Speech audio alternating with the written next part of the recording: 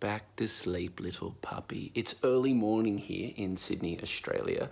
Some people are still asleep, but not me. I'm Danny Clayton. I am your host of Build in Isolation, and today I have a guest on the other side of the world where it's not so early. You've probably seen her face all over Netflix. Her name is Caroline Arapoglou. How are you doing, my dear? I'm great. Good morning to you.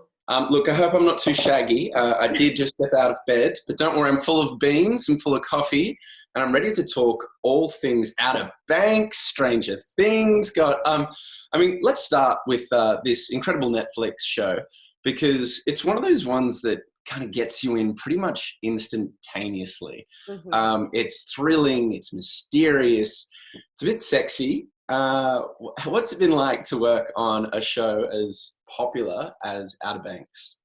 Yeah, it's been really surreal. You know, when we were working on the show last summer, we all felt really excited about it and we loved the scripts, and we would see the dailies and see the different shots and get really excited. And when I would finish a script, I would be dying to read the next one. So we all felt really excited about it and we thought that people would love it, but until it actually comes out and you see the way, you know, audiences are going to consume it, you have no idea. So it's kind of been a year of, I hope people like this as much as I do. I hope people like this as much as I do, because we loved it, which as an actor, just to love it yourself is a gift. So then now to have all of these people respond to it, so excited and just love it as much as we do. It's been really special to be a part of, especially right now when I think we're all looking for a way to connect and get excited and escape. So that's been really fun for us as a cast to really just see how much everybody's loving it and how they're going on this ride with us. It's been great. Yeah, it's almost like, for me, because I'm a kid of the early 2000s, Mm-hmm. it feels like a naughtier version of the OC, which I know that you're a little bit of a fan of. Mm-hmm. So really important question before we talk more Outer Banks. Anna or Summer? Whose side were you on? Okay, this is a really, really good question. But we're gonna end up talking about the OC the whole time. I loved Anna. I thought she was a great friend, but I was Team Summer. As far as who I shipped, had to be Summer. I mean, there was no doubt. Look, I'm going to have to wrap this interview up really quickly. I'm sorry. Obviously, we're at a disagreement here. What do you mean? He stood on that coffee cart. It was iconic. Or she stood on the coffee cart. No, he did. He stood on the coffee cart and confessed his love. I just thought it was a messy. They weren't great together, but it was meant to be. And I did love Anna, but I thought she was better as a friend. Now I need to hear your side now. Look, I think that Anna was definitely the wiser choice. She was the good human from the get-go. She didn't just decide one day that she loved Seth. Look, this isn't about me, but we could actually talk about this for about half an hour, honestly. Yeah. But Anna, all the way. Summer, Okay. look, yeah, she looks great as Wonder Woman. But bring it back to Outer Banks, though, because I really felt like that one of the great things is the chemistry between characters. Mm-hmm. And there's things, and for me, like, it's difficult to talk about because I also don't want to ruin it for anyone. Mm-hmm. And because there is like so much intrigue and mystery. Were you the kind of person that was learning things as you were playing the role, or were you like miles ahead? So it's funny. It kind of came in chunks. So when I auditioned, I had most of the beginning of the season and then pieces of the end. But the way it ended up evolving, the ending ended up being quite different than how I auditioned. So I knew the overall arc, but I was discovering as we went, and especially for the other characters. And like, as I would get a script, you know, I would go through and, you know, find my scenes and prepare, but I would also read the script as a whole. So I was taking it in, the show as a whole, as I went, which was really, really fun. Now, I was lucky because we had such great directors on the show, Jonas and Cherie and Valerie. And so if you have a question early in the season, they'll help you fill in those blanks. You know what I mean? So they were able to help fill in before I had like complete scripts, if that makes sense. Yeah. But yeah, it was fun to discover along the way. And then I think what happens is, you know, as Chip, or Charles Eston, who plays Ward, as he and I started to kind of develop, you know, our chemistry and where we wanted our relationship to go, then it does it morphs a little as you go. So I guess that's a long-winded way of saying I knew some of it, but I was also discovering it along the way. It was a combination of both. Okay. Yeah. And also, obviously, a perfect time to binge watch Mhm. when everyone is at home. Mhm. But I did want to ask you a little bit about your character, Rose, Yeah. because, look, I find often that actors and actresses like to defend their characters even when they're a little bit nasty. Mhm. So before I give you my opinions on Rose, I wouldn't want to offend you. So why don't we get your opinions on Rose? What do you think about her as a human? Yeah. So I won't say that I defend her, but when you're an actor, Here we go. I knew here it. we go. This is what happens. I think your job is, so if I take her in on the page, when I was first reading the script, she makes several choices and says several things that I would never say. But it's the whole thing you hear as soon as you start acting. You always hear, you can't judge the character, you can't judge the character, which becomes a bit of a cliche. But it's kind of true. You have to justify, right? So for me, it was about, okay, putting myself in her situation and knowing the stakes are so high. It's life or death for this family. The future standing of our family in the community, with the law, with everything, no spoilers. You kind of have to step into that person's shoes and justify, well, what choice? I have to do this. I have to, be ride or die for my family. So I think that Rose is complicated. I think she's Mhm. super smart. What I really love about her is she's not just arm candy. She's not just, a trophy wife who kind of stays in the background. I think she kind of assumes that role maybe in public a little bit, but I like that you see her. There's almost a Lady Macbeth quality of her working Ward and kind of tracking him and what she knows he needs and kind of supplying him with these ideas and bolstering him when he gets anxious. So I think she's complicated. She's definitely I she's a knew you would messy defend character. her. She's a messy character. I'm not going to defend her actions because some of them aren't great. I would never do them, but that's so much more fun to play. It's so much more fun to play these messy characters who do things that you would never do. So I Yeah. want to hear what you think about Rose. Absolutely not. Not going near her. I'm not going to say that she's a trash human. I'm not going to say that Well, I'll I tell you have what to I think will say. She has beautiful outfits, doesn't she? she does have beautiful outfits. And now I'm not touching it. I'm going to step away What? from Rose. But That's what fair. I will step towards one of my favorite shows in the past few years, Mhm. and one I'm a super fan of. I've got the merch, Stranger Things. So the moment I started watching Stranger Things, I was immediately drawn in by the look, the sound, the music, the characters, everything. And I will admit, I'm a super fan. You managed to wiggle your way onto the greatest series of all. Tell me, when you found out that you were on Stranger Things, where were you? Was that like a real buzz? You want to know what's crazy? And this is when I found out, it was like a dream come true. It was the perfect day. I was actually on vacation in Paris when I found out. So I know it's such an annoying thing to even say. So I knew that I was pinned for the role. So as an actor, when you're pinned, that means you've got a pretty good shot, but it's not official. And then I was in Paris when I found out, and when I got the scripts and the offer, and I actually cut my trip short to go home and film, which was a no-brainer. I love Paris, but I would have, of course, I was like, I'll be on the next flight. But it was thrilling because I'm a fan too. It was the third season. I had auditioned for the show several times in the second season. So to have it finally work out. But yeah, I was a huge, huge fan. So it was a really surreal, special moment. And then being on the set and seeing the sets and the cars and the actors. I mean, you have to kind of keep it professional, but as a fan of the show, it was pretty incredible. I can't really say anything other than that. It was amazing.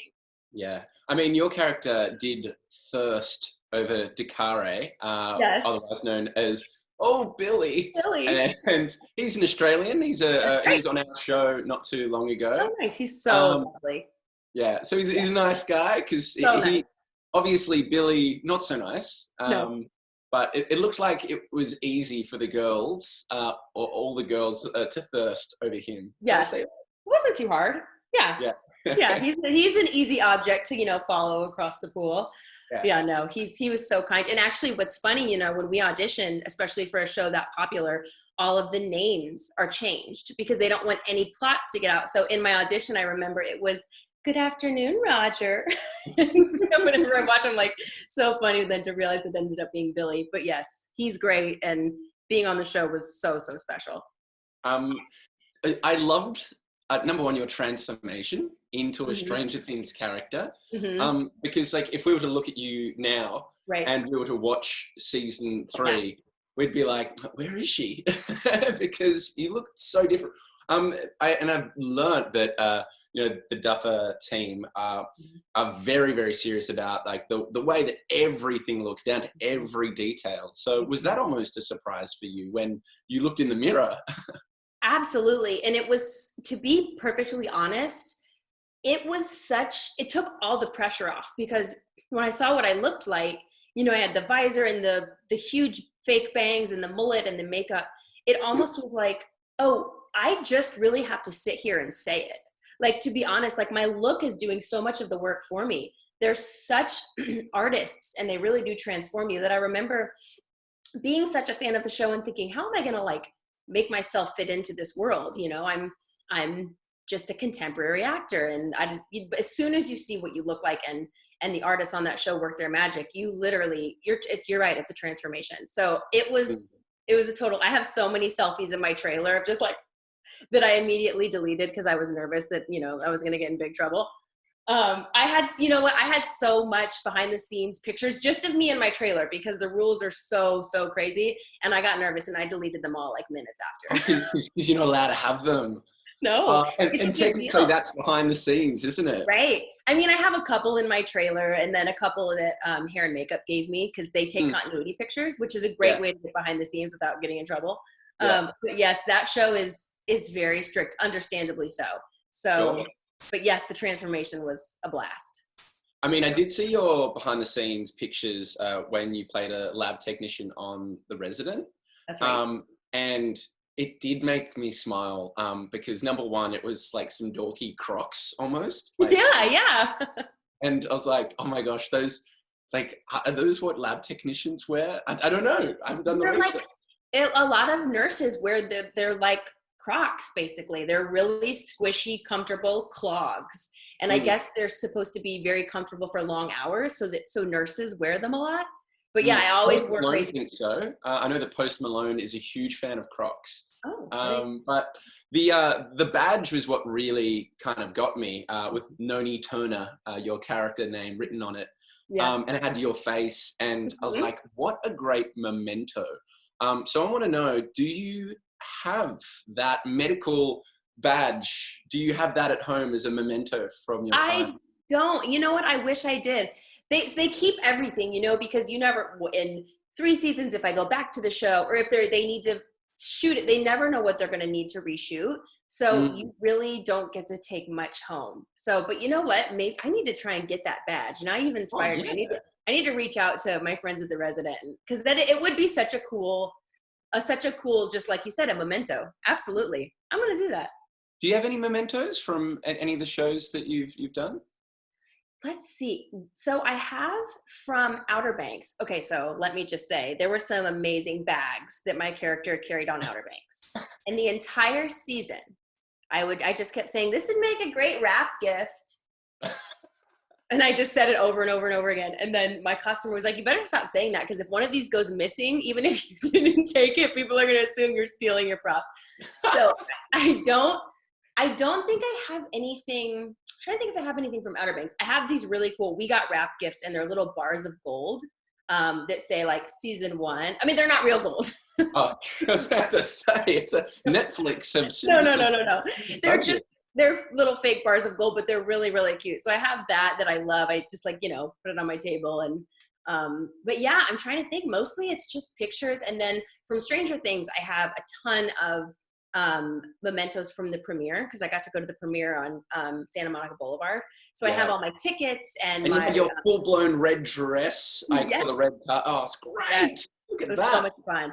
I know when I met my stylist and we found the red dress and then we were going to go with like, normal neutral shoes. And we were like, we should do blue and silver shoes. So it's like red, white, and blue which was it was great. But yeah, I have some stuff from the Stranger Things premiere, but I need to get that Noni badge. That's a good. Definitely. Can I also say that stealing a fancy handbag and then lying about it would be such a Rose thing to do? It totally would. It totally would. I really did. I kept saying it over and over and over again. And you know what? It didn't happen. Yeah. I'm just in character, everybody. Gosh. I just feel like taking this bag with me will make me stay in characters in case we get a season 2. Like, I feel like I need it. You know what I mean? To like stay in the right headspace. I knew that Rose wasn't to be trusted.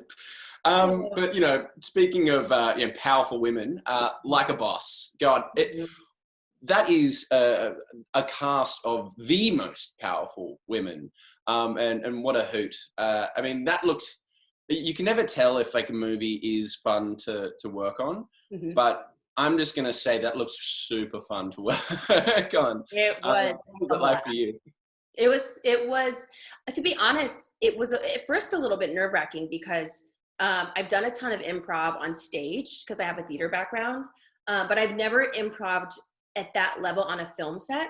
So it was really interesting and fun and nerve-wracking to now not only am I improving for the first time on a film set where I have, the camera moving and then we have to choose which improv we like and then repeat it and then repeat this version as the camera moves.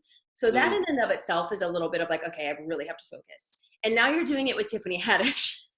So she is brilliant and she's such a fun scene partner. But yeah, after the first like couple minutes, it's like surreal because it's, I'm gonna improv and make jokes and goof off with Tiffany and Rose, who is also brilliant. It was so much fun. They were long days, but it was a testament to the cast that we had so much fun. And even on the lunch breaks, just Tiffany would just have us rolling. And she's not one of those people who's always on, you know what I mean, where it gets annoying. She just is that funny. She's just, everything she says is hysterical. She's so genuine, and I had a great time. And I loved our director, Miguel Arteta, was such a wonderful champion of all of us and our choices. And it was a great, great experience. Yeah. I mean, it's an enviable role, really. It's one of those ones where even when you watch the trailer, you find yourself giggling like a schoolboy. But I did want to talk to you about being in isolation, where you are currently.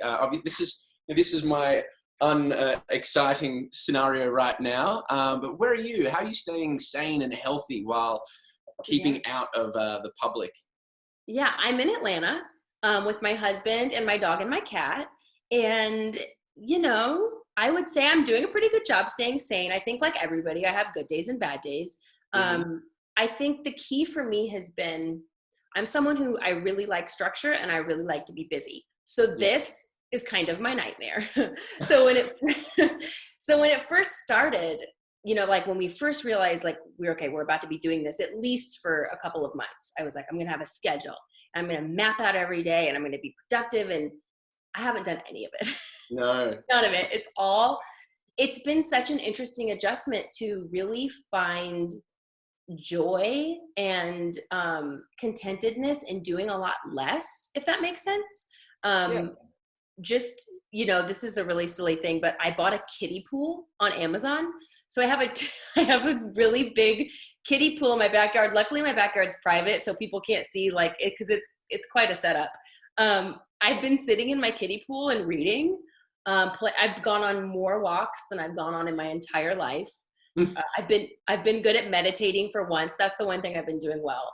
But I think it's been a good exercise in just kind of giving yourself a break and going, okay, today I had planned to do X, Y, and Z. Maybe I only did X. Maybe I didn't do any of it. But that's been what's been helping me. And it's getting easier as we go. And I think just, staying connected, meeting new people like we're doing right now, and staying in touch with friends, that's the only way through, I think. Are you doing lots of yoga lattes? Yoga lattes. Yoga lattes. Oh my gosh, we could talk about the OC all day. And what's so funny, so when I was first reading the Outerbanks scripts, I was like, it kind of has an OC vibe, but I'm like, to me, that's the ultimate compliment. So it's like, I don't want to start like saying that because who knows how it's going to turn out. And then when it started getting reviewed as such, I was like, I thought you would like that. Yes. Before I let you go, though, are you cooking a fair bit in ISO? Because from what I've learned about your cooking, purely from like a boss, you do like things spicy. I do like spicy foods for real. And like a boss, let me tell you, this is how great of a cook I am. I was supposed to be a professional chef, as you know. I was chopping because they just gave me a cutting board, and I was just chopping as I was acting and talking. And I heard someone say, "We can't show her chopping." Because I mean, if you've ever seen a chef chop, I mean, and I'm just like, so I haven't been doing a ton of cooking. I've been doing more baking. I love to bake. I've been, I did the banana bread, me and the rest of the entire world. Tell me about it. I've made like 3 or 4 loaves by now. Yeah. Because what are you going to do with all your bananas, right? You're like, I have nowhere to go and nothing to do. I guess I'll make my 8th loaf of banana bread today. I made some banana bread. The first week in quarantine, it's just my husband and I, and neither of us are, big sweet eaters. I baked an entire cake. I baked like a double-decker cake because I was like, I don't have anything to do today. I guess I'll bake a cake. And we and it's like, what do you do with it? You don't have friends to share. I know. So you sit down, you watch Netflix, Outerbanks, and you eat that entire cake. You sit down and you're like, it's been 2 days. I was supposed to, work out, study French, do all these things. And instead I watched Netflix and I ate a cake. And you know what? It's something I've come to learn with this time of ISO. That's the responsible thing to do. And I would recommend anyone out there watching this right now, stay at home, eat a cake, watch some Netflix, particularly the Outerbanks. Look, it has been an absolute pleasure talking with you. It is, 5:30 where you are in Atlanta, right. So it's probably cocktail time for you and breakfast time for me. But Caroline, I'd just like to say thank you so much for joining us on Build in Isolation. Thank you for having me. It was wonderful.